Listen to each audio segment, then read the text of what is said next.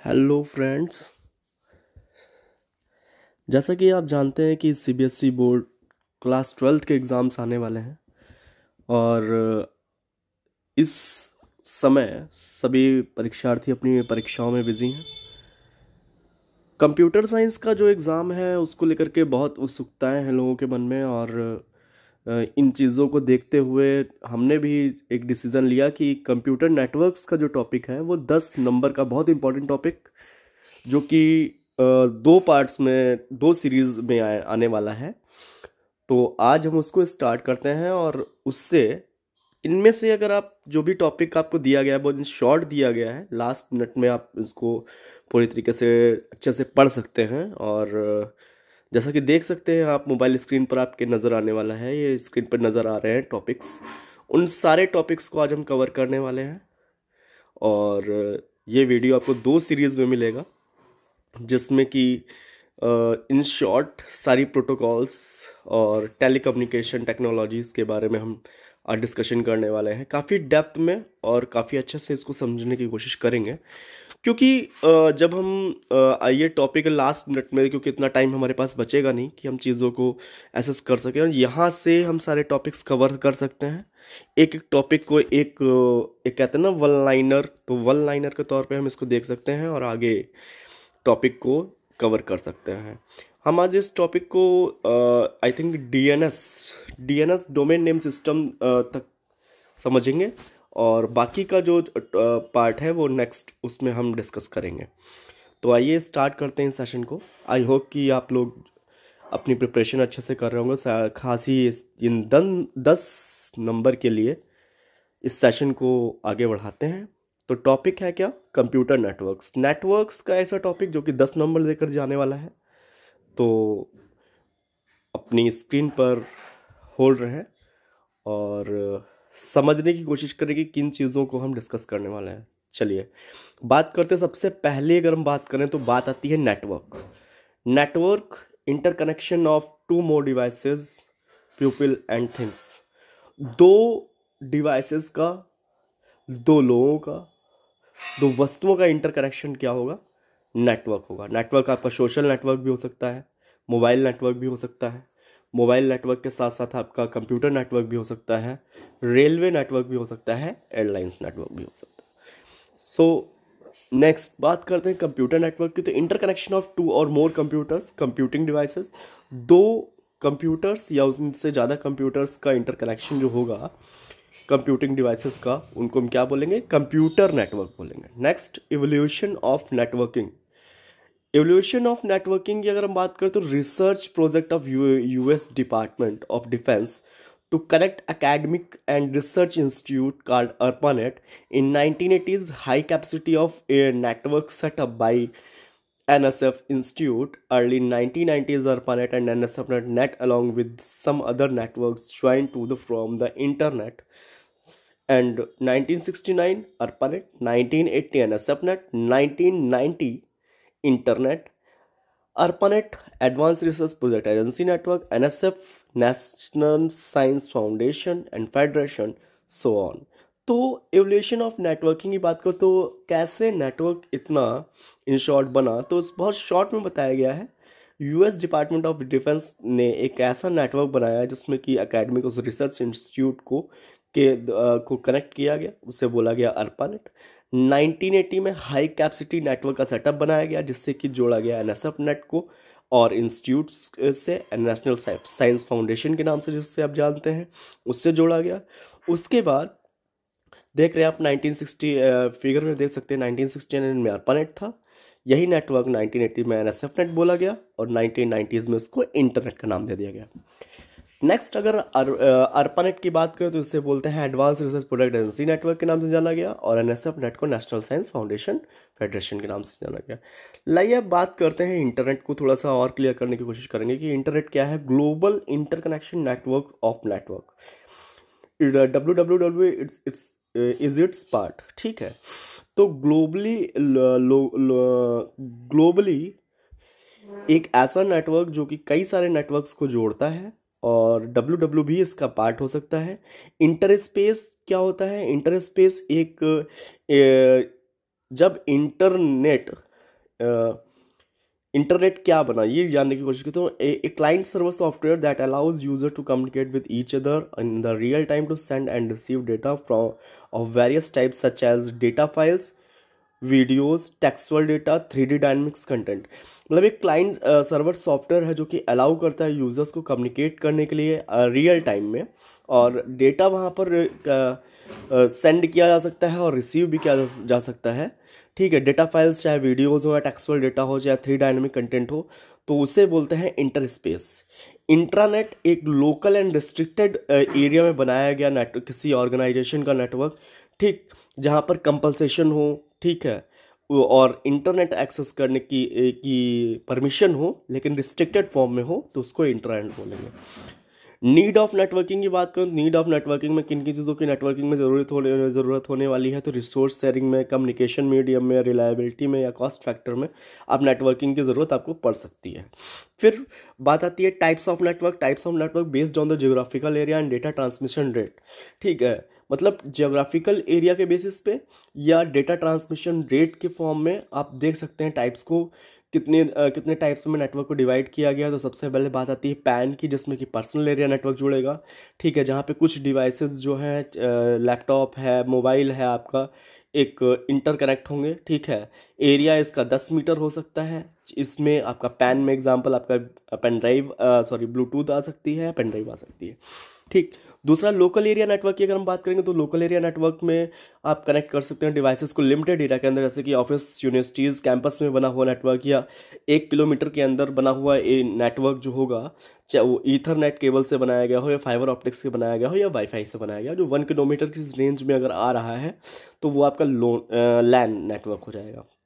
Next होगा आपका man. Man जो है वो एक्सटेंडेड फॉर्म में, थोड़ा सा लैन की एक्सटेंडेड फॉर्म रहेगी, जहाँ पे आप कह सकते हैं कि एक्सटेंडेड फॉर्म में एक सिटी के अंदर बना हुआ नेटवर्क हो सकता है। जैसे केबल टीवी नेटवर्क जो आपका है, जैसे डिश टीवी आप बोलते हैं, जो पुराने फॉर्म में आपको देखने को मिलता था, इसका एरिया आपका 30 to 40 किलोमीटर्स की रेंज तक हो सकता है। एंड वाइड एरिया नेटवर्क जो आप देख सकते हैं कनेक्ट करता है डिवाइसेस को, कई सारे लैंस को, ठीक है, मल्टीपल लैंस को कनेक्ट करता है। ये आपका WANs across different part of the country का किसी भी डिफरेंट पार्ट में हो सकता है, कंट्रीज में हो सकता है, कॉन्टिनेंट्स में हो सकता है। इसका एग्जाम्पल क्या हो सकता है, इंटरनेट हो सकता है। ठीक है, नेक्स्ट टॉपिक आपका है internet network topology. Network topologies में पैटर्न ऑफ लेआउट के बारे में या इंटरकनेक्शन दो डिवाइसेस के बारे में, कंप्यूटर नोड्स को या प्रिंटर्स को एक उसके जोग्राफिकल एरिया के बेसिस पे डिज़ाइन किया जाता है, तो प्लान किया जाता है, उसे नेटवर्क टोपोलॉजी बोलेंगे। या पैटर्न लेआउट या इंटरकनेक्शन बिटवीन डिवाइसेस के बारे में अगर हम बात करें तो कंप्यूटर नोड्स पे हो सकते हैं और प्रिंटर्स पे हो सकता है। यहाँ पर आपकी देखी गई है टोपोलॉजी कितनी टाइप की बताई गई, bus topology, star topology, ring topology and mesh topology. Easy to set up. Bus topology क्या है, एक लीनियर फॉर्म में एक सिंगल लाइन में बना नेटवर्क, लेस केबल लेंथ, ठीक है, इजी सेटअप रहेगा, के कम केबल की जरूरत पड़ेगी, फाइल डायग्नोसिस करने में डिफिकल्टीज हो सकती हैं, not suitable for the large network. ठीक है, बड़े नेटवर्क बनाने के लिए इसका यूज़ नहीं किया जाएगा। स्टार टोपोलॉजी के अंदर सेंट्रलाइज कंट्रोल किया जाएगा। फॉल्ट जो डायग्नोसिस है उसे बहुत आसानी से समझा जा सकेगा और उसे इजी तरीके से आप डायग्नोस कर सकते हैं। सेटअप जो रहेगा बहुत इजी एक्सपेंसिव होने वाला है, क्योंकि इफ़ सेंट्रल हब फेल्स, अगर सेंट्रल हब जो जुड़ा हुआ है जिससे आपका नेटवर्क बना हुआ है, तो इंटायर जो नेटवर्क आपका है वो पूरा डिस्टर्ब हो जाएगा। ठीक, नेक्स्ट है रिंग टोपोलॉजी। रिंग टोपोलॉजी में easy to set up, higher rate of data transmission and troubleshooting difficult. ठीक, यहाँ पर क्या रहने वाला है कि सेटअप इजी है, इजी सेटअप हो सकता है, और जो डेटा ट्रांसमिशन रेट है वो फास्ट हो सकता है, और ट्रबल शूटिंग जो है उसमें डिफिकल्टी हो सकती है। ठीक, नेक्स्ट मैश टोपोलॉजी की बात करते हैं। मैश टोपोलॉजी जो है वो एक्सपेंडेड फॉर्म है जो लैन को अफेक्ट कर रही होगी। रोबस्ट टेक्नोलॉजी में रोबस्ट टेक्नोलॉजी का यहाँ पर यूज, रोबस्ट टोपोलॉजी भी इसको बोल सकते हैं सॉरी, और कॉम्प्लेक्स इसका सेटअप होगा। ठीक, एरर डायग्नोसिस करने में जो है बहुत डिफिकल्टीज आने वाली है। नेक्स्ट, स्विचिंग टेक्निक्स के बारे में बात करें तो how is data transmit over the network,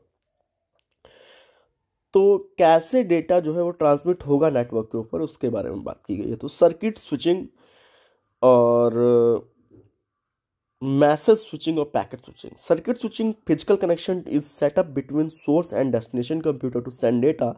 Dedicated data connection required use for the phones calls. Means physical connection setup बनाया गया जिसमें कि सोर्स और डेस्टिनेशन को डेस्टिनेशन के रूप में और कंप्यूटर से डेटा वहाँ पर भेजा गया. ठीक, तो वो क्या है, सर्किट स्विचिंग हो गई. यहाँ पर डेडिकेटेड डेटा कनेक्शन की ज़रूरत पड़ेगी. ठीक है, डेटा कनेक्शन रिक्वायर्ड होगा. ठीक है, इसका यूज़ आपका use for the phone calls, यानी फ़ोन कॉल्स के तौर पे आप दे सकते हैं सर्किट स्विचिंग का यूज़ किया जाएगा.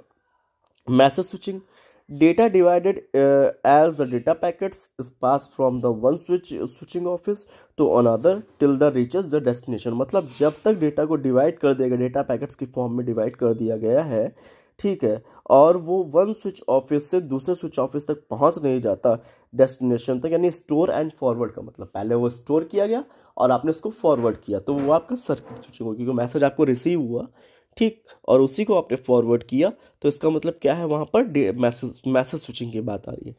पैकेट स्विचिंग की अगर हम बात करते हैं तो पैकेट स्विचिंग के अंदर डेटा को पहले इक्वली पार्ट में डिवाइड किया गया, इक्वल साइज पैकेट्स में, सोर्स में ट्रांसमिट किया गया किसी माध्यम से और स्टोर कर दिया गया. उसके बाद अब फॉरवर्ड वे में उसे रिसेंबल किया जा रहा है डेस्टिनेशन पे. ठीक, पहले उसको यूज टू सेंड, पहले सेंड किया जाएगा डेटा, रिसीव किया जाएगा ओवर अ नेटवर्क, ठीक है, मोर इफिशिएंटली, और वो अच्छी तरीके से उसके बाद उसको स्टोर किया जाएगा.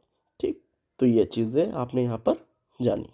नेक्स्ट बात आती है आपकी term used in the data communication. Data communication में टर्म कौन कौन से यूज़ होने वाले हैं? चैनल यूज़ होने वाला है, बैंडविड्थ यूज़ होने वाली है, डेटा ट्रांसमिशन रेट यूज़ होने वाला है, बॉड रेट यूज़ होने वाला है, और वर्ड जो भी यूज़ होते हैं उनके बारे में डिस्कशन. चलिए, channels, medium of data transmission from one device point two another. Medium, data को ट्रांसमिट करने का मीडियम एक डिवाइस से दूसरे डिवाइस के बीच. एग्जांपल, अगर आप टीवी देख रहे हैं और आपको जो है डिफरेंट फ्रिक्वेंसी से कोई ब्रॉडकास्टिंग आ रही है, ठीक, तो यह चैनल्स की फॉर्म में मिल रहा है, या यूट्यूब चैनल्स भी इसका एग्जांपल हो सकते हैं. Bandwidth, difference between the highest and lowest frequencies. Difference किसका? हाईएस्ट और लोवेस्ट फ्रिक्वेंसीज के बीच का डिफरेंस जो होगा, ठीक है, उसको मेज़र जो किया जाएगा वो हर्ट्ज में मेज़र किया जाएगा. ठीक है, लाइक हर्ट्ज, किलो हर्ट्ज या मेगा हर्ट्ज में इसको मेज़र किया जाएगा. उससे हम क्या बोलेंगे? बैंडविड्थ बोलेंगे. Data transmission rate, amount of data transferred पर सेकेंड. पर सेकेंड की जो है कितनी मात्रा में डेटा ट्रांसमिट किया गया है उसको बोलते हैं डेटा ट्रांसमिशन रेट. नेक्स्ट बोलते हैं बॉड रेट. बॉड रेट जो होता है measuring of units data carrying capacity of communication channel. मतलब कम्युनिकेशन चैनल को डेटा कैरी करने की कितनी कैपेसिटी है उसको मेज़र करने की जो यूनिट होगी उसे बोलेंगे बॉड रेट. ठीक, वर्ड कौन कौन से यूज़ किए जाएंगे? बीपीएस, बिट्स पर सेकंड, बीपीएस बाइट पर सेकंड, केबीपीएस किलोबाइट पर सेकंड, केबीपीएस, ठीक है, और इस तरीके से. ठीक, कैप्स में बी का यूज़ बाइट्स के लिए, बी, और स्मॉल में कैप बी का यूज़ बिट्स के लिए. ठीक है, और इस तरीके से आप इसको देख सकते हैं, चेक कर सकते हैं. चलिए, अपने सेशन को और थोड़ा सा आगे बढ़ाते हैं. और आज थोड़ा सा सेशन हैक्टिक होने वाला है क्योंकि वन सेशन में हम बहुत सारे टॉपिक्स को कंप्लीट कर रहे हैं, तो आपको भी इससे जुड़े रहना होगा और चीज़ों को समझना होगा कि आज हम बात करने वाले हैं ट्रांसमिशन मीडिया की. ट्रांसमिशन मीडिया में दो तरीके से चीज़ें आने वाली हैं, वायर्ड और wireless, means guided and unguided. Guided में आपको ट्विस्टेड पेयर केबल आने वाला है, ईथरनेट केबल्स आएंगे, इकोनॉमिकल होंगे, ये इजी टू यूज़ होंगे. ठीक है, आपके बजट में होंगे. ठीक है, इसमें आपका एसटीपी और यूटीपी यानी शील्डेड ट्विस्टेड पेयर वायर और अनशील्डेड ट्विस्टेड पेयर वायर आएंगे. ठीक, कॉक्सियल केबल जो है वो जैसे केबल टीवी का जो वायर होता है वो कॉक्सियल केबल रहता है. ठीक, ऑप्टिकल फाइबर केबल जो रहने वाला है वो ऑप्टिकल फाइबर केबल जो है वो मोर रिलायबल है, फास्टर ट्रांसमिशन के लिए यूज़ होगा. ठीक है, और एक्सपेंसिव भी रहने वाला है. वायरलेस में आपका इनफ्रारेड आएगा। इनफ्रारेड के अंदर इलेक्ट्रोमैग्नेटिक रेडिएशन वाली लाइन ऑफ साइट्स का यूज़ किया जाएगा, जिसके अंदर 300 गीगाहर्ट्ज से 400 टेराहर्ट्ज तक यूज़ की जाएंगी। ठीक है, रेंज रहेगी इसकी 10 से 30 मीटर्स। और ब्लूटूथ इसका एग्जांपल हो सकता है, जो वायरलेस रेडियो वेव्स कम्युनिकेशन के प्रोटोकॉल का यूज़ करेगा। ठीक, और 2.4 गीगाहर्ट्ज से फ्रीक्वेंसी मैक्सिमम आपकी रेंज 100 मीटर्स तक जाने वाली है। रेडियो वेव्स जो आपकी हैं वो 30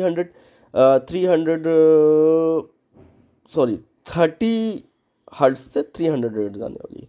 और सैटेलाइट्स जो आपकी है वो डाउनलोड लिंक्स में यूज़ होगी, जिसमें यूज़ होती है 1.5 से 20 गीगाहर्ट्ज तक यूज़ होने वाली। मीन्स अपलिंक फ्रीक्वेंसी जो है 1.6 गीगाहर्ट्ज है एंड 30 गीगाहर्ट्ज तक जो होने वाली, जो कि बहुत ही फास्ट भी हो सकती है और एक्सपेंसिव भी हो सकती है। ठीक है, इसमें आपके माइक्रोवेव रेंज जो है वो 300 मेगाहर्ट्ज से 300 गीगाहर्ट्ज हो सकती है। और ऑल गाइडेड मीडिया जो है, अनगाइडेड मीडिया ट्रांसमीटर्स, रिसीवर और एटमॉस्फेयर का यूज़ वहाँ पर करते हैं। ठीक है, नेक्स्ट आपका टॉपिक आता है नेटवर्क डिवाइसेस। नेटवर्क डिवाइसेस को अगर हम देखें तो नेटवर्क डिवाइसेस जो हैं वहाँ पे आपका मॉडेम आएगा। ठीक है, RJ45 कनेक्टर्स आने वाले हैं, ईथरनेट कार्ड आने वाले हैं, मैक एड्रेस आने वाला है। ठीक, तो चलिए इसको स्टार्ट करते हैं। नेटवर्क डिवाइसेस के तौर पे अगर हम देखें तो मॉड्यूलेटर और डीमॉड्यूलेटर का यूज़ होगा, जहाँ पे एक्सटर्नल मॉडेम और इंटरनल मॉडेम की बात आएगी।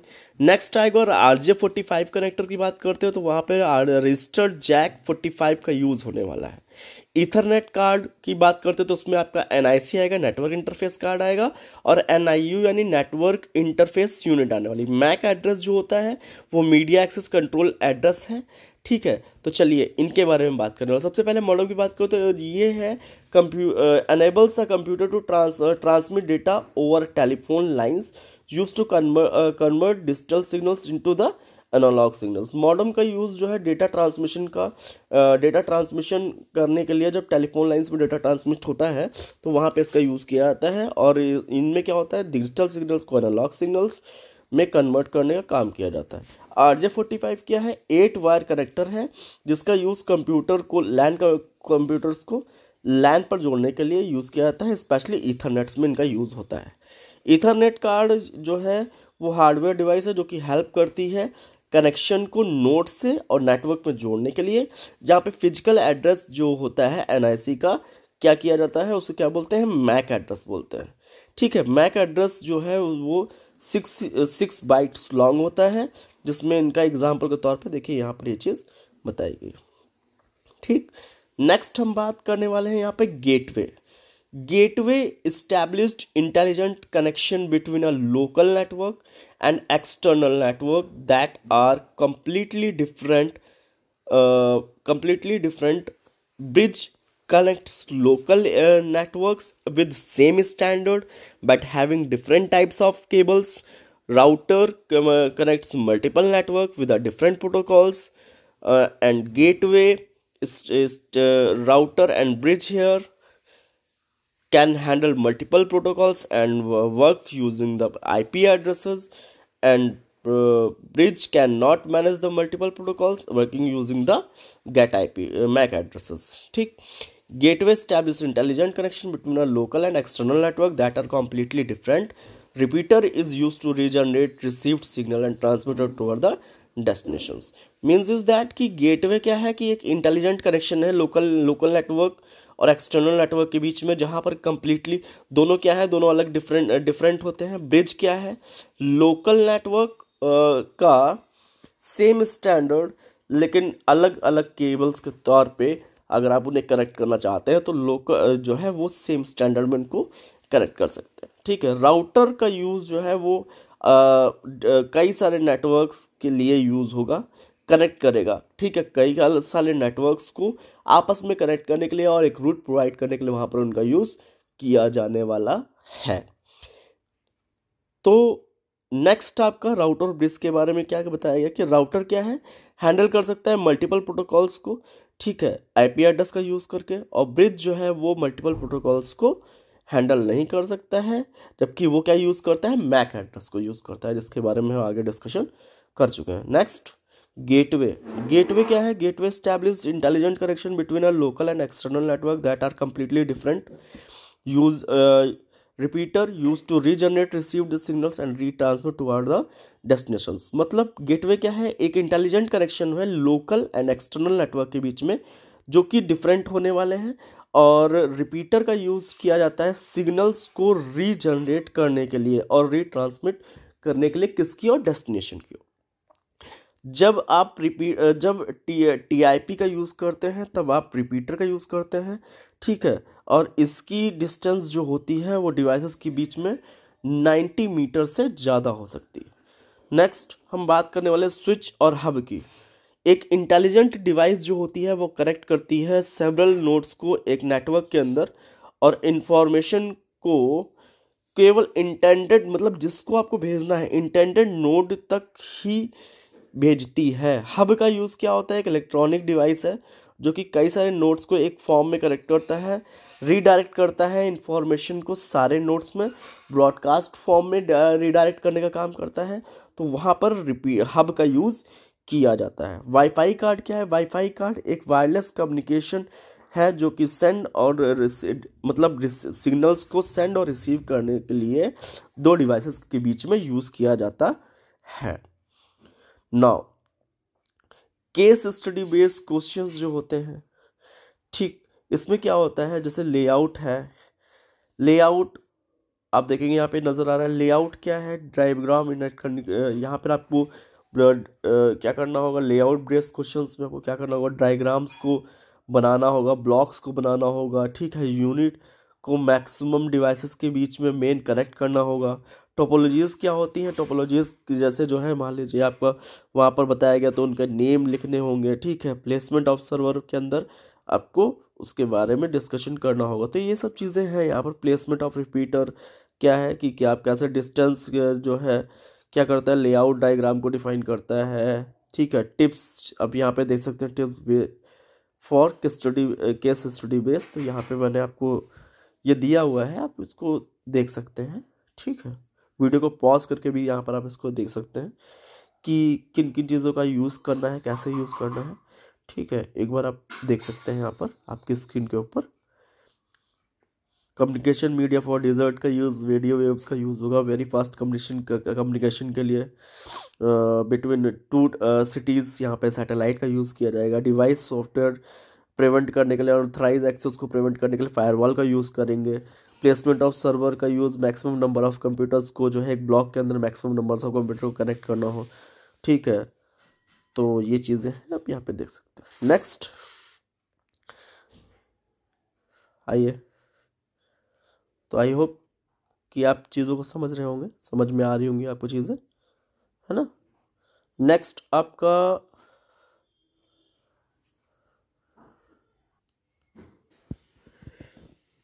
चलिए नेक्स्ट स्टार्ट करते हैं। आपका प्रोटोकॉल्स का टॉपिक है। प्रोटोकॉल्स में बताया गया कि network protocols set of rules for communication among network. These include how and when a device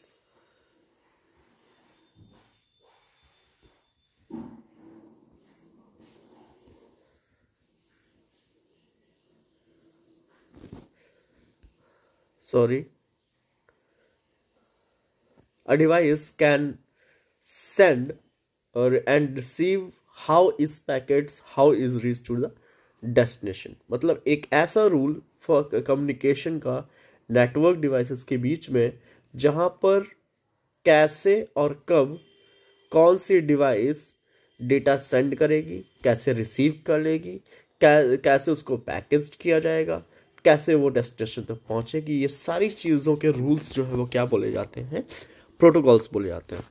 now TCP and IP, transmission control protocol and internet protocol, ये क्या है, 2 लेयर्स प्रोटोकॉल्स, ठीक। TCP divides the data into the packets and transmitted and reassembling reassembling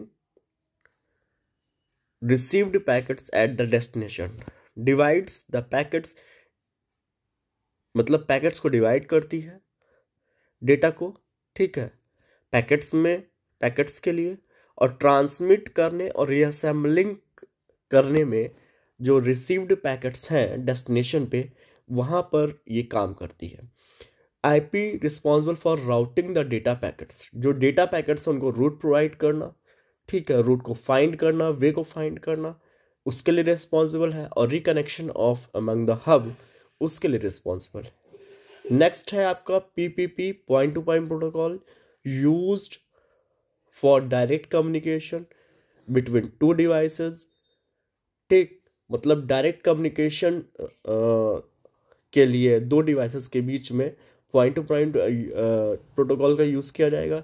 जैसे एक computer है जिसको आपने connect कर रखा है फ़ोन लाइन से, या फ़ोन लाइन को सर्वर से, ठीक, एग्जाम्पल इसके लिए हो सकता है सेलुलर फ़ोन, या फाइबर ऑप्टिकल लिंक्स हो सकते हैं, जो कि पॉइंट टू पॉइंट कनेक्शन का एग्जाम्पल हो सकता है। नेक्स्ट आपका है पॉइंट FTP, इसका use for transfer of files, यानी फाइल्स के ट्रांसफ़र में इसका यूज़ किया जाएगा, चाहे आप अपलोड कर रहे हो या डाउनलोड कर रहे हो, ठीक है, रिमोटली सर्वर कंट्रोल के लिए। नेक्स्ट आपका दिया हुआ है HTTP। नेक्स्ट आपका HTTP है हाइपर टेक्स्ट ट्रांसफर प्रोटोकॉल। इसका यूज़ डेटा का ट्रांसमिशन करने के लिए एक डिवाइस से दूसरी डिवाइस में, ठीक, या नेविगेशन कंट्रोल पाने के लिए, जंप करने के लिए HTTP का यूज़ किया जा सकता है, ठीक। HTTP जो है वो एक तरीके से वर्ल्ड वाइड वेब पर डेटा को एक डिवाइस से दूसरी डिवाइस पे ट्रांसफ़र करने के लिए यूज़ किया जाएगा। HTTP defines how the data is formatted, कैसे डेटा किस फॉर्मेट में रहेगा और कैसे ट्रांसमिटेड किया जाएगा ओवर नेटवर्क, ये बताया यूज़ होगा। तो चलिए आगे आपका टॉपिक HTTPS है ना। HTTPS जो है वो सिक्योर्ड कनेक्शन के लिए एडवांस सिक्योर्ड वर्जन है HTTP का। नेक्स्ट है आपका वायरलेस, नेक्स्ट आपका टॉपिक है wireless mobile communication protocols, GSM, global system for mobile communication. GSM technology का use transmitting mobile devices and data services में, मींस GSM टेक्नोलॉजी का यूज़ किया जाता है जो मोबाइल डिवाइस होती है या जो डेटा सर्विसेज हैं उनको ट्रांसमिट करने के लिए यूज़ किया जाता है। GSM जो है वो सब सब्सक्राइबर्स के लिए जो वायरलेस इंफॉर्मेशन प्रोवाइडर होते हैं, ठीक है, और स्टोर करते हैं इंटरचेंजेबल मॉड्यूल्स को, जिन्हें बोलते हैं हम सिम, ठीक। तो GSM मतलब क्या है, सारे सब्सक्राइबर्स के लिए है जो कि इंफॉर्मेशन को स्टोर करता है, और एक तरीके से स्टोर्ड इंफॉर्मेशन जो है इंटरचेंजेबल मॉड्यूल्स के रूप में जानी जाती है, जिसे हम क्या बोलते हैं, सिम कार्ड्स बोलते हैं, ठीक है। नेक्स्ट आपका GPRS होता है जनरल पैकेट्स रेडियो सर्विस। ये क्या करता है, transmission of IP packets over existing cellular networks, means इसका यूज़ क्या है कि IP पैकेट्स को सेलुलर नेटवर्क के ऊपर क्या करना, ट्रांसमिट कर देना, ट्रांसमिशन कर देना उनका, ठीक है। एप्लीकेशंस क्या है, मल्टीमीडिया मैसेजिंग सर्विसेज, ठीक है, को प्रोवाइड करने वाली या इंटरनेट को एक्सेस करने के लिए मोबाइल ओवर मोबाइल या डेटा कम्युनिकेशन के लिए यूज़ की जाने वाली क्या है, एप्लीकेशंस हैं। WLL इसका मतलब क्या होता है, वायरलेस लोकल लूप, एक जेनरिक टर्म है क्या करने का, ठीक है, वायरलेस लिंक की फॉर्म में डेटा को या वायरलेस लिंक्स को एक्सेस करने के लिए एक ऐसा सिस्टम है जिसमें कि आप कॉपर वायर्स को कन्वेंशनल कॉपर वायर्स को क्या कर सकते हैं, कनेक्ट कर सकते हैं सब्सक्राइबर से। यह एक लोकल टेलीफोनिक कंपनीज का एक स्विच होता है जिसके थ्रू आप क्या करते हैं, एक्सेस कर पाते हैं वायरलेस लिंक्स को, ठीक है, और उसके बाद कम्युनिकेशन इस्टेब्लिश कर पाते हैं। नेक्स्ट आपका मोबाइल टेलीकम्युनिकेशन टेक्नोलॉजीज में अगर हम बात करने वाले हैं कि मोबाइल क्या है, एक ऐसी पोर्टेबल डिवाइस है, ठीक है, मोबाइल जो बेस्ड होता है सेलुलर नेटवर्क पर, ठीक है। तो चलिए स्टार्ट करते हैं। Mobile system G generation, first generation in late 1970s early 1980s, इनमें किसका यूज़ किया जाता था? एनालॉग सेलुलर टेक्नोलॉजी का यूज़ किया जाता था। यहाँ पर वॉइस फैसिलिटीज़ अवेलेबल थी, ठीक है, जो कि बेस्ड होती थी सर्किट स्विच्ड टेक्नोलॉजी पे, ठीक है। लो कैपेसिटी थी, पुअर वॉइस लिंक्स थे, कोई सिक्योरिटी नहीं थी। सेकंड, 2G जो आया वो क्या था? इंट्रोड्यूस किया गया 1990s में, बेस था जीएसएम टेक्नोलॉजी पे, जिसमें कि स्वैपिंग थी, सिम कार्ड्स को स्विप करने का यूज़ था। यूज़र्स वहाँ पर फ़ोन्स को यूज़ कर सकते थे और प्रोवाइडर्स वहाँ पर उसको यूज़ करते थे। यहाँ पे सर्किट स्विचिंग का यूज़ किया गया, जहाँ पर वॉइस और डेटा कन्वर्सेशन के लिए डिस्टली इनक्रप्ट कर दिया गया, ठीक है। और यहाँ पर पेजिंग का यूज़ किया जाने लगा, एसएमएस, वॉइस मेल्स का यूज़ किया जाने लगा, फैक्स सर्विसेज का यूज़ किया जाने लगा। 2.5G के बारे में आज आप जानेंगे, इससे पहले हो सकता है अपना इसके बारे में थोड़ा सा जानकारी ली हो।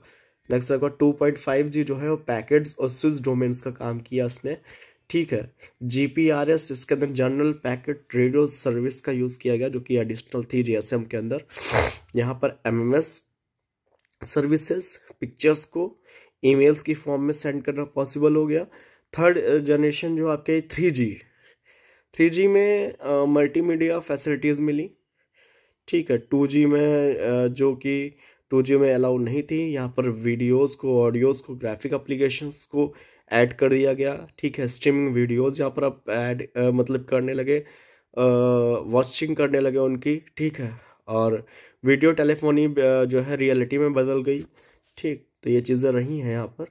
और ये ईयर जो रहा है वो 2000 से 2010 के बीच रहा, जहाँ पे डेटा ट्रांसमिशन रेट अब जो बढ़ा तो वो 2 Mbps टेक्नोलॉजी का यूज़ करने लगा। यहाँ पर UMTS और एज और CDMS का एग्जांपल हो सकते हैं, ठीक।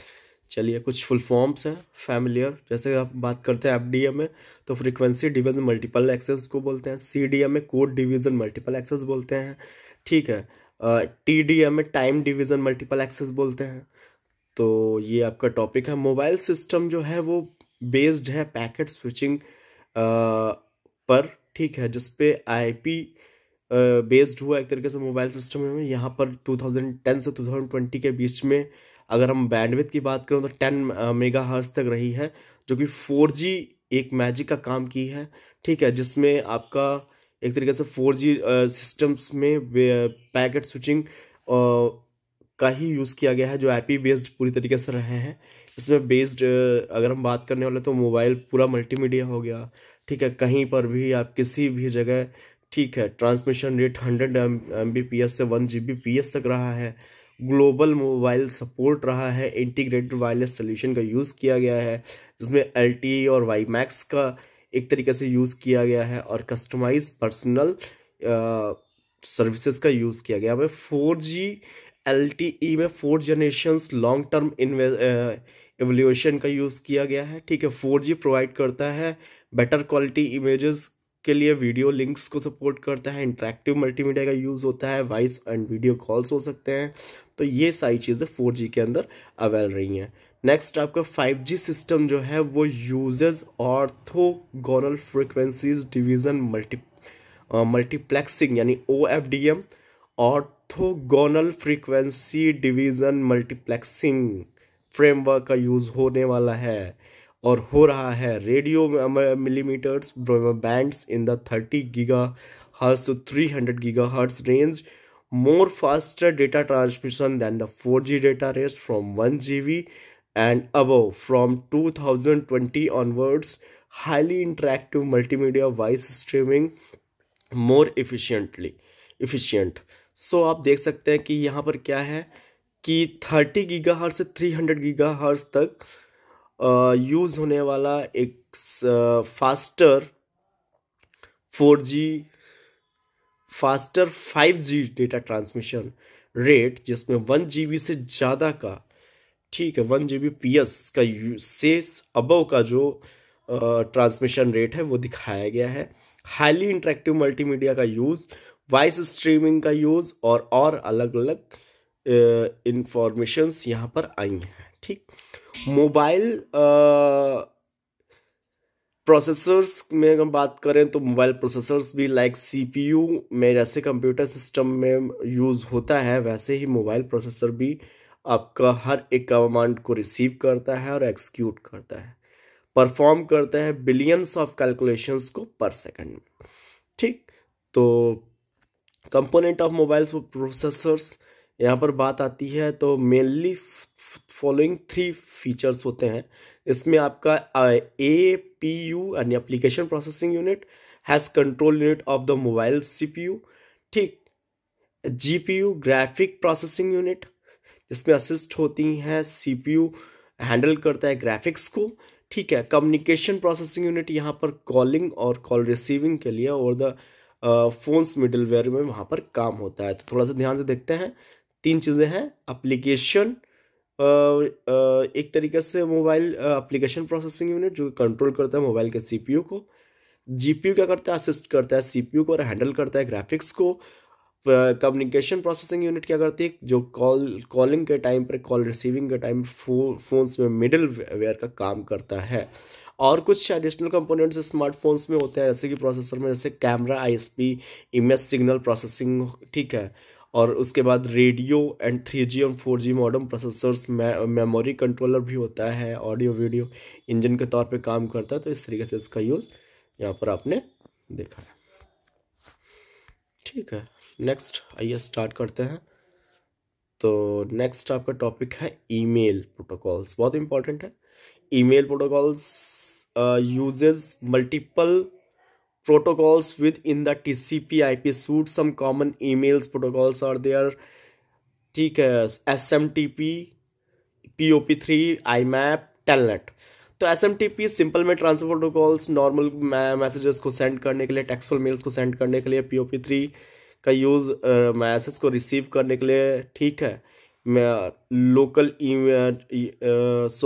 रिसीव करने के लिए मेल्स को रिमोट सर्वर से, और लोकल ईमेल क्लाइंट के तौर पे काम होता है। ठीक, IMAP का यूज़ जो है एक तरीके से एक्सेसिंग मेल्स रिमोटली एक्सेस करने के लिए वेब सर्वर के ऊपर किसी भी क्लाइंट कंप्यूटर से। इसका एग्जांपल हो सकता है जब आप ऑफलाइन हो और एक तरीके से इसमें आप यूज़ कर सकते हैं MS आउटलुक का।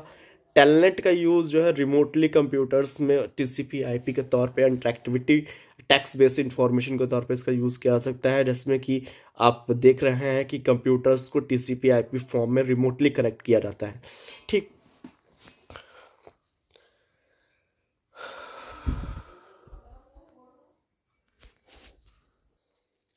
now next topic is protocols and chat video conferencing. Online conversation in which you are immediately able to send messages back and forth to another is called chat. Online conversation में जब आप immediately able हो किसी को message send back करने में और fourth to another, इसको क्या बोलते हैं,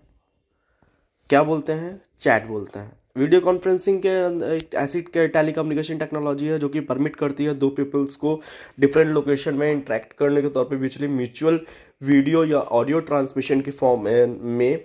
ठीक है, उसको बोलते हैं वीडियो कॉन्फ्रेंसिंग। VoIP का मतलब होता है वॉइस ओवर इंटरनेट प्रोटोकॉल, जो कि बेस्ड होती है इंटरनेट कम्युनिकेशन पे। जितना भी इंटरनेट कम्युनिकेशन है उस पर सब पे बेस्ड होती है।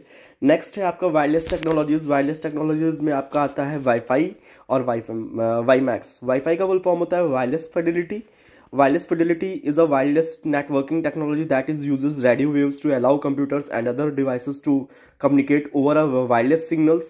Means wireless क्या है, वाईफाई क्या है, वायरलेस नेटवर्किंग टेक्नोलॉजी है जिसमें कि रेडियो वेव्स का यूज़ करके कंप्यूटर्स को अलाउ किया जाता है कि वो दूसरी अदर डिवाइसेस को वायरलेस सिग्नल्स के ऊपर कम्युनिकेशन स्टार्ट कर सके। नेक्स्ट आपका वाईमैक्स है। वाईमैक्स जो है वो world wide interoperability for microwave access के तौर पे यूज़ की जाती है। एक family wireless broadband communication standard है, जिसमें कि वाईमैक्स सिस्टम जो है एक्सपेक्टेड किया जाता है कि ब्रॉडबैंड को एक्सेस सर्विसेज प्रोवाइड करता है, जिसमें कि रेजिडेंशियल और इंटरप्राइज कस्टमर्स को इकोनॉमिकल फॉर्म में ठीक यहाँ से एक रेंज प्रोवाइड की जाती है जिसमें आप ब्रॉडबैंड को एक्सेस कर सकते हैं।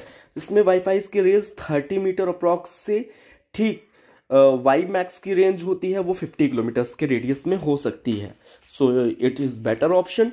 नेक्स्ट है आपका नेटवर्क सिक्योरिटी कॉन्सेप्ट की अगर बात करें तो यहाँ पे बात आती है आपकी थ्रेट्स एंड प्रिवेंशंस की। थ्रेट्स में सबसे पहले आपका virus whittle information resource under seize. Virus एक स्मॉल प्रोग्राम है जो कि आपका इंटेंशनली आपके डेटा को, फाइल्स को सिस्टम्स में डैमेज करने के लिए, कंप्यूटर्स को स्लो डाउन करने के लिए, कंप्यूटर प्रोग्राम्स को मेल फंक्शंस को परफॉर्म करने के लिए, फाइल्स को डिस्ट्रॉय करने के लिए डिज़ाइन किया गया है। वॉर्म्स जो है एक सेल्फ रेप्लिकेटेड प्रोग्राम्स हैं जो कि पूरे एक तरीके से इंडिपेंडेंटली कहीं भी ट्रैवल कर सकते हैं, नेटवर्क कनेक्शंस में ट्रैवल कर सकते हैं। वॉर्म्स जो है आपके कई और डैमेज का कारण हो सकते हैं। ठीक, ट्रोजन्स जो है काइंड ऑफ वायरस है जो कि मतलब एक तरीके से देखने में तो सेफ लगता है लेकिन हिडन इफेक्ट्स प्रोवाइड करता है, हिडन इफेक्ट आपके सिस्टम में परफॉर्म करता है। नेक्स्ट आपका स्पैम है। अनवांटेड बल्क मेल्स आपको आ रही हैं जो कि अनऑथराइज्ड किसी या अनडिफाइंड पर्सन्स के द्वारा आपको सेंड किए जा रहे हैं, ठीक है, और आपका इंटायर स्पेस जो है डिस्क का खा रहे हैं, तो उसे स्पैम्स बोल सकते हैं। नेक्स्ट आपका प्रिवेंशंस इससे बचने के लिए ये हो सकता है कि आप एंटीवायरस सॉफ्टवेयर का यूज़ करें, कंप्यूटर सिस्टम को अपने अपडेट रखें, फायरवॉल को जो है सेफ ब्राउजिंग प्रैक्टिसेस पे ब्राउजिंग्स को अलाउ रखें, फॉलो करें, ऑथोराइजेशन का यूज़ करें, ऑथेंटिकेशन का यूज़ करें, अपने पासवर्ड्स को सेफ रखें, तो यही कर सकते हैं आप। नेक्स्ट आपका कुकीज़ एक स्मॉल टेक्स्ट फाइल है जो कि वेब सर्वर को से वेब ब्राउज़र को सेंड की जाती है जब भी आप किसी भी साइट या वेबसाइट को ब्राउज करते हैं। नेक्स्ट आपका फायरवॉल है। फायरवॉल एक हार्डवेयर है और सॉफ्टवेयर दोनों फॉर्म में होता है जो कि आपको अनऑथराइज एक्सेस को प्रिवेंट करता है, ठीक, कंप्यूटर्स में। नेक्स्ट कंप्यूटर नेटवर्क के ऊपर, सॉरी। नेक्स्ट आपका एक बार फिर से समझ लीजिए, फायरवॉल एक हार्डवेयर सॉफ्टवेयर दोनों तरीके से यूज़ किया जाने वाला प्रोग्राम है जो कि कंप्यूटर नेटवर्क्स के ऊपर अनऑथराइज एक्सेस को प्रिवेंट करता है, ठीक। नेक्स्ट आपका साइबर लॉ एक लीगल सिस्टम लॉ है जिसमें रेगुलेटरी एक्सपेक्ट्स दिए गए हैं जो कि इंटरनेट और वर्ल्ड वाइड इश्यूज जो भी हैं उन्हें रिजॉल्व करने के लिए एक लॉ बनाया गया है जिसे साइबर लॉ बोलते हैं। साइबर क्राइम और crime oriented computer oriented crime जो है एक ऐसा क्राइम जिसके अंदर कंप्यूटर्स या इंटरनेट का यूज़ किया गया हो। साइबर क्राइम जो है वो अगेंस्ट द पर्सन्स या अगेंस्ट द प्रॉपर्टी या अगेंस्ट द गवर्नमेंट भी हो सकता है, ठीक है। नेक्स्ट आपका है इंडियन आईटी एक्ट के तौर पर अगर हम देखें तो इंडिया में आपका Indian IT act, next ITA जिसे बोलते हैं, information technology act ITA 2000 to protect the field of the e-commerce, e-governance, e-banking as well the penalties and punishment in the field of the cyber crimes. Means ये एक ऐसी field है जो कि e commerce की फील्ड में, e governance की field में, ई बैंकिंग की फील्ड में, ठीक है, एक पेनल्टी या पनिशमेंट के तौर पे एक साइबर क्राइम के खिलाफ, ठीक, ये एक एक्ट आया जिसमें कि the above act is further amended in the form of the IT amendment act 2008 ITAA 2000 December 2000. Major aspects covered in ITAA includes new sections on offenses like the cyber terrorism, data protection, digital signatures and e-documentation, e-governance, etc. ठीक है, देखिए दो act आए हैं। एक act आया ITA जिसमें कि आपको ई कॉमर्स को प्रोटेक्ट करना, ई गवर्नेंस के बारे में, ई बैंकिंग के बारे में, ये पेनाल्टीज या जो पनिशमेंट थे साइबर क्राइम की फील्ड में वो डिफाइन किया गया। दूसरा एक्ट आपका आईटी अमेंडमेंट एक्ट आया जिसमें कि आईटी अमेंडमेंट एक्ट 2008 आया जो कि दिसंबर 2008 में आया था, जिसमें मेजर इश्यूज को कवर किया गया, जिसमें न्यू सेक्शंस या ऑफेंसेस को जोड़ा गया, इसमें जो साइबर टेररिज्म को जोड़ा गया, डेटा प्रोटेक्शन कैसे हो सकता है, डिजिटल सिग्नेचर्स की बात की गई, या ई डॉक्यूमेंट या ई गवर्नेंस के बारे में बात की गई है। तो ये नेक्स्ट आपका है IPR, intellectual property rights. Intellectual property rights एक ऐसे राइट्स दिए गए पर्सनस को जिसमें कि क्रिएशन ऑफ माइंड्स या इंटेलेक्चुअल प्रॉपर्टी के तौर पर उसको ट्रीट किया जाएगा। इंडस्ट्रियल प्रॉपर्टी के तौर पर पेशेंस हो सकते हैं, ट्रेडमार्क हो सकता है, या कॉपीराइट हो सकता है। फॉर एग्जांपल कि कोई अपना प्रोडक्ट बना रहा है, इन्वेंशन किसी ने किया है अपना ओरिजिनल वर्क, तो उसे ऑथरशिप किया जा सके, जैसे आप इंटेलेक्चुअल प्रॉपर्टी बोल सकते हैं। उसे प्रोटेक्ट करने के लिए कोई उसका सिंबल या उसको उस प्रोडक्ट को दोबारा रीयूज ना कर सके, उसके लिए प्रॉपर्टी राइट बनाया गया, जैसे आप बोलते हैं पेटेंट या कॉपीराइट। ठीक, तो उसके लिए आईपीआर एक्ट आया था। ठीक, इसमें एग्जांपल के तौर पर से इंटेलेक्चुअल प्रॉपर्टी राइट में आईपीआर में जोड़ा गया, जैसे ट्रेडमार्क्स को जोड़ा गया, पेटेंट्स को जोड़ा गया, प्लांट वैरायटीज़ को जोड़ा गया, कॉपीराइट को जोड़ा गया, ट्रेड सीक्रेट्स को जोड़ा गया, इंडस्ट्रियल डिज़ाइन राइट्स को जोड़ा गया। तो इन सबको यहाँ पर जोड़ा गया है। नेक्स्ट आपका hacking and cracking. Hacking engaging in the harmless technical experiments for learning activities using computers programming skills to intentionally access computer without authorization, means engaging in harmless technical experiments। देखो हैकिंग का मतलब क्या है कि कोई harmless technical experiments मतलब जो है ऐसी एक्टिविटीज़ को सीखना जिससे कि या कंप्यूटर्स को कोई ऐसा एक्सपेरिमेंट करना, ठीक, या एक तरीके से बोलते हैं फन लर्निंग एक्टिविटीज़, जहाँ पर कंप्यूटर प्रोग्राम्स का यूज़ करके इंटेंशनली बिना किसी ऑथराइजेशन के, ठीक है, कंप्यूटर को एक्सेस करने की, बिना परमिशन एक्सेस करना कंप्यूटर को, ठीक है, उससे हम हैकिंग बोल सकते हैं। नेक्स्ट आपका हो सकता है क्रैकिंग। क्रैकिंग एक मेथड है जिसमें कि पर्सन्स अनऑथराइज एक्सेस पाता है कंप्यूटर के ऊपर, इंटेंशनली उसको उसका मेथड क्या होता है, उसको डैमेज करना। ठीक, कंप्यूटर को क्या करना, इंटेंशनली उसे मतलब अनऑथराइज एक्सेस लेना और उसे उसके डेटा को डैमेज करना हो सकता है, उसके हार्डवेयर को डैमेज करना हो सकता है, उसके सॉफ्टवेयर को डैमेज करना हो सकता है। ठीक, तो एक तरीके से एक ऐसा पर्सन है जो कि अनऑथराइज एक्सेस लेता है, ठीक है, ऑथराइज नहीं है, वो अनऑथराइज एक्सेस लेता है, ठीक है, कंप्यूटर से, और इंटेंशनली उसका काम क्या होता है कि वो इंटेंशनली यही काम करना चाहता है कि उसको वो डैमेज कर सके, तो उसे बोलते हैं क्रैकिंग। नेक्स्ट आपका दिया गया टाइप्स ऑफ हैकर्स हो सकते हैं ब्लैक हैट हैकर्स, जिन्हें आप क्रैकर्स भी बोल सकते हैं, वाइट हैट हैकर्स हो सकते हैं, या ग्रे हैट हैकर्स हो सकते हैं। ठीक है, तो इनके बारे में आप आज अच्छे से पढ़ सकते हैं। नेक्स्ट आपका वेब सर्विसेज। वेब सर्विसेज में आपका आता है, कौन आता है, वर्ल्ड वाइड वेब। एक कॉम्बिनेशन है सारे रिसोर्सेज का इंटरनेट के ऊपर, ठीक, जिसमें HTTP को जोड़ा गया हो। ठीक है, इसे डेवलप किया गया था टिम बर्नर्स-ली के द्वारा। ठीक है, इनका जन्म यूके में हुआ है। ठीक है ना, इन्वेंटर ऑफ WWW भी बोला जाता है। नेक्स्ट है वेबसाइट एंड वेब पेजेस, बहुत इंपॉर्टेंट है। Website collection of web pages बोला जाता है। वेब पेजेस आपके वेब पेजेस को पार्ट ऑफ द वेबसाइट बोला जाता है। ठीक, हर एक वेबसाइट का एक इंटरनेट एड्रेस होता है जिससे आप URL बोलते हैं, जिसके फॉर्म में आप वेबसाइट को एक्सेस करते हैं। वेब पेजेस जो होते हैं वो हाइपरलिंक की फॉर्म में वेबसाइट से वेब पेजेस को, एक वेब पेज को दूसरे वेबसाइट से जोड़ा जाता है हाइपरलिंक की मदद से। ठीक, नेक्स्ट आप देख सकते हैं, जैसे एग्जांपल के तौर पे CBSE क्रैक NIC.in दिया गया है। ठीक है, online curriculum 2021 HTML is web pages CBSE website. तो इस तरीके से चीज़ें यहाँ पर देखी जा सकती हैं। नेक्स्ट है आपका वेब ब्राउज़र। वेब ब्राउज़र को आप देखिए जानेंगे। वेब ब्राउज़र क्या है, एक सॉफ्टवेयर प्रोग्राम है जो कि नेविगेट करता है वेब पेजेस को इंटरनेट के ऊपर। ठीक, इसका एग्जांपल हो सकता है आपका Google Chrome, Mozilla, Firefox, internet explorer. ठीक, तो इससे आप यहाँ पर देख सकते हैं। नेक्स्ट आपका दिया है web hosting and web server. Web hosting is a process of uploading, saving the web content on the web server to make it's available www. Next, web server is a computer or the group of computers that hosts and store the content of the website. Web hosting क्या है? Web hosting ऐसा process है जहाँ पर आप uploading करते हैं, saving करते हैं वेब कंटेंट का वेब सर्वर के ऊपर।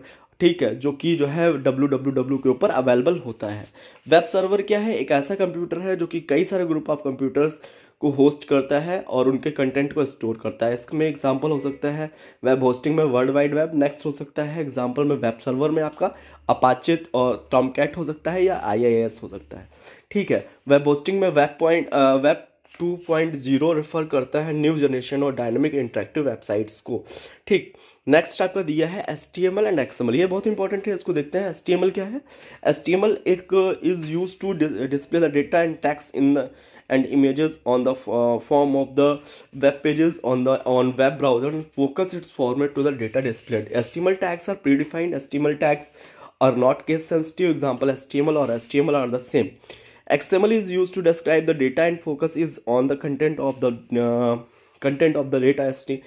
XML is recommended by the World Wide Web Consortium. It is a free open standard. XML tags are not predefined. We can create our own tags. XML can also contain HTML tags. XML tags are case sensitive. Now discuss करते हैं इसको। HTML क्या है? HTML display करता है data को, text को, images को, वेब पेज के कंटेंट को डिस्प्ले करता है वेब ब्राउज़र के ऊपर और फोकस करता है कि वो किस फॉर्मेट में इस एक फोकस करने का मतलब ये है कि इसी फॉर्मेट HTML के फॉर्मेट से ही वेब पेज पर डेटा जो है वो डिस्प्ले हो सकता है, वो चाहे इमेजेस में हो, चाहे आपका इमेजेस हो या टैग्स हो या कोई भी डेटा हो, वो इस HTML टैग्स क्या है? प्रीडिफाइंड होते हैं। HTML टैग जो है केस सेंसिटिव नहीं होते हैं। HTML जो कैपिटल HTML जो टैग के इनसाइड लिखा हुआ है और लोअर केस में HTML लिखा हुआ है, ये दोनों क्या है? केस सेंसिटिव ठीक है नहीं है, दोनों सेम है। नेक्स्ट है XML का यूज डिस्क्राइब करता है डेटा को और फोकस करता है कंटेंट ऑफ डेटा को कैसे उससे डिस्प्ले करना है। ठीक, ये डिस्क्राइब करता है। XML जो है रिकमेंड किया गया है W3C कंसोर्टियम के द्वारा। ठीक है, ये ओपन सोर्स स्टैंडर्ड को फॉलो करता है। XML टैग्स जो है वो प्रीडिफाइंड नहीं है, यहाँ पर आप अपने खुद के टैग क्रिएट कर सकते हैं। XML के कोड्स जो होते हैं वो HTML टैग्स को भी कंटेन कर सकते हैं। XML टैग्स जो होते हैं वो केस सेंसिटिव होते हैं। नेक्स्ट आपका दिया हुआ है, यहाँ पर आप देख सकते हैं URL क्या होता है आपका? URL यूनिफॉर्म रिसोर्स लोकेटर है। ये एक यूनिक आइडेंटिफायर है वेब पेज का होता है और डोमेन नेम जो होता है वो जो आपकी वेबसाइट का नेम है उसे डोमेन नेम कहते हैं। ठीक है, URL क्या है? आपका यूनिक आइडेंटिफायर है वेब पेज का।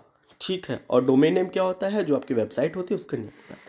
मोस्ट जनरली जो URL का सिंटैक्स होता है कि पहले प्रोटोकॉल होती है, फिर डोमेन नेम होता है, फिर डायरेक्टरी पाथ होता है और उसके बाद ऑब्जेक्ट नेम होता है। जैसे एग्जांपल के तौर पे यहाँ पे देख सकते हैं HTTPS दिया गया है। ठीक, www.examplesite.com दिया गया है, /SQL /intro/ASP दिया गया है, तो इसको यहाँ पर अच्छे से समझ सकते हैं। नेक्स्ट आपका डोमेन नेम सिस्टम है, तो डोमेन नेम सिस्टम और डोमेन नेम रेजोल्यूशन की अगर हम बात करते हैं तो यहाँ पे जब यूजर्स की बात आती है तो यूजर्स जो आपके हैं, when the users types and domain names, the domain names are translated into the internet protocol IP address. The computers and machines access websites based on the IP address.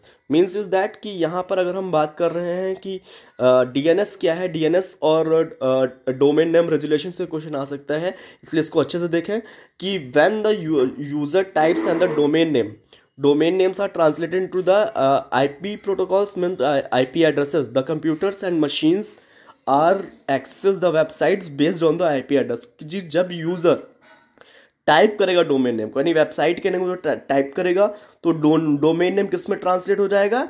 IP protocol यानी IP address में उसको translate कर देगा आपके domain name को। और जब computer जो है मशीन्स उसको एक्सेस करेंगे वेबसाइट को, तो किसके बेस पे एक्सेस करेंगी? IP एड्रेस की बेस पे ही उसको एड्रेस एक्सेस करेंगी। तो देख रहे हैं आपने पहले सेशन के अंदर हमने जो जो चीज़ों को डिस्कस किया है। ठीक है, एक बार फिर से उसको रिकॉल करते हैं, किन किन चीज़ों पे मेजर इश्यूज रहने वाले हैं, किन किन चीज़ों को आपने अच्छे से समझा है और किन किन चीज़ों पर आपने बात की। देखिए, network, internet, intranet, network topologies, term and data communication, transmission media के बाद में नेटवर्क डिवाइसेस। ठीक है, उसके बाद में आप ये देख सकते हैं कि नेटवर्क प्रोटोकॉल्स के बारे में डिस्कशन है। मोबाइल प्रोटोकॉल्स हैं, ठीक है, प्रोसेसर्स हैं, ईमेल प्रोटोकॉल्स हैं, वायरलेस टेक्नोलॉजी है, वायरस है, साइबर क्राइम के बारे में, हैकिंग क्रैकिंग के बारे में है, वेब सर्विसेज हैं, वेब ब्राउज़र है, वेब होस्टिंग है, ठीक है, यूआरएल है और डीएनएस है। देखिए इस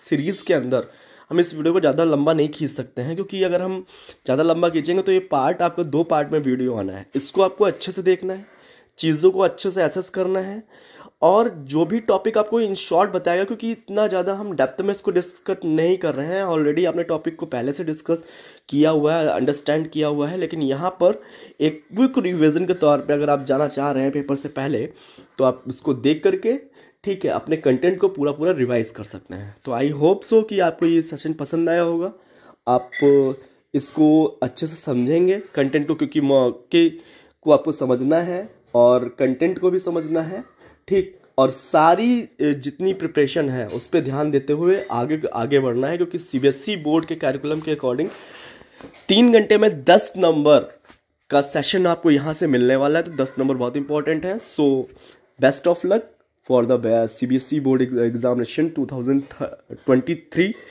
for the computer science exam. So I hope so next video में जल्द ही मिलते हैं हम आपसे। आज के लिए इतना ही। Thank you.